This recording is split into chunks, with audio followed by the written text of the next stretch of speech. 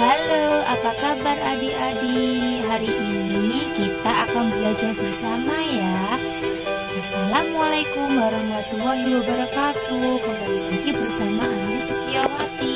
Kita akan belajar tentang gerak benda. Gerak benda apa sih itu?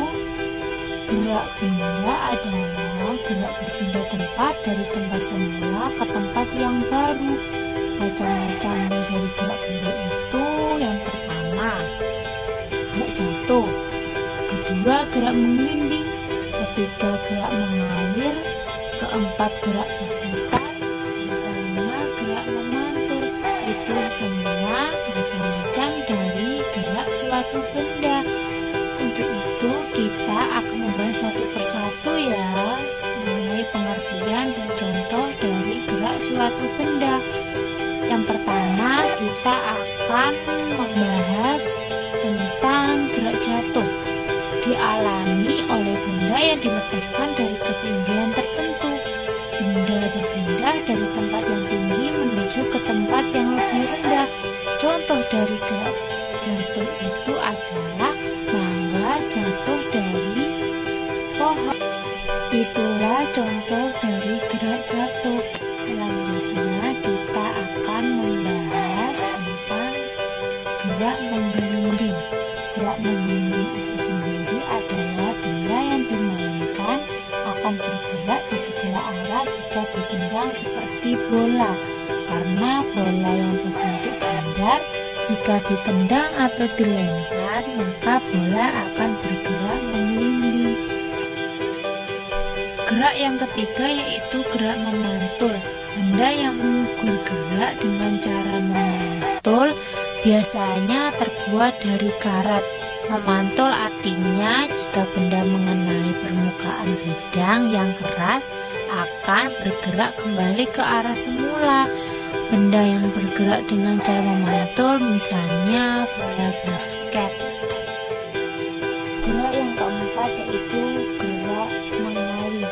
Air yang bergerak dari tempat yang tinggi ke tempat yang rendah hanya terjadi pada benda cair saja, seperti air, susu, minyak, dan madu. Gerak mengalir biasanya kita lihat pada air sungai yang mengalir dan air hujan. Gerak yang kelima yaitu gerak berputar. Dapatkah kamu naik sepeda? Perhatikanlah ban sepeda yang sedang bergerak. Bagaimana gerakannya? Ban sepeda yang sedang bergerak melaju berputar.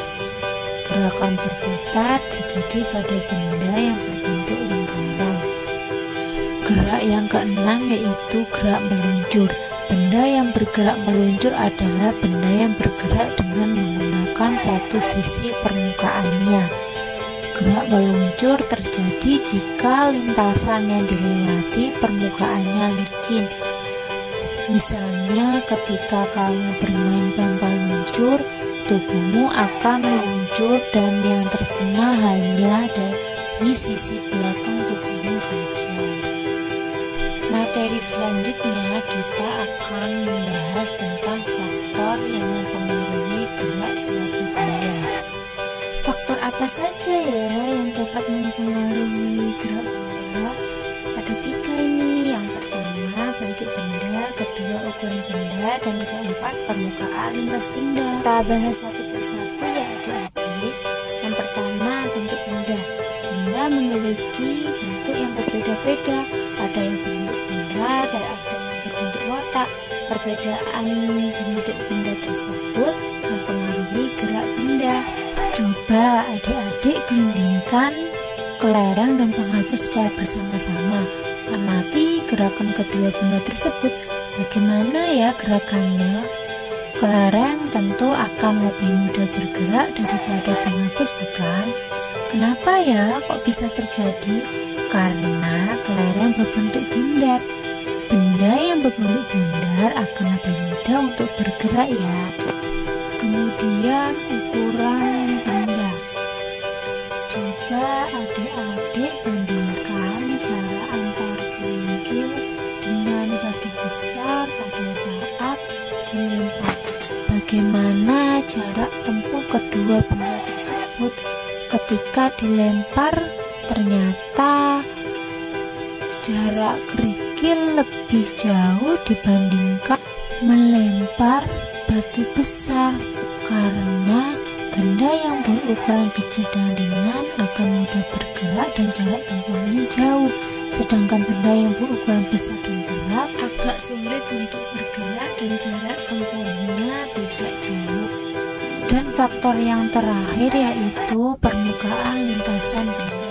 Permukaan lintasan benda ada yang kasar dan ada yang halus.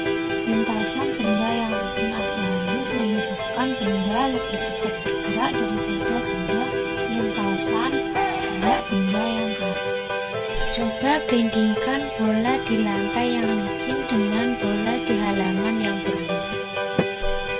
Bola yang digelindingkan di atas lantai lebih mudah bergerak. Hal ini menunjukkan bahwa permukaan lintas benda mempengaruhi gerak benda. Itu tadi materi gerak benda dan faktor mempengaruhi gerak benda sudah kita bahas bersama-sama ya. Semoga bermanfaat dan tetap semangat ya. Terima kasih.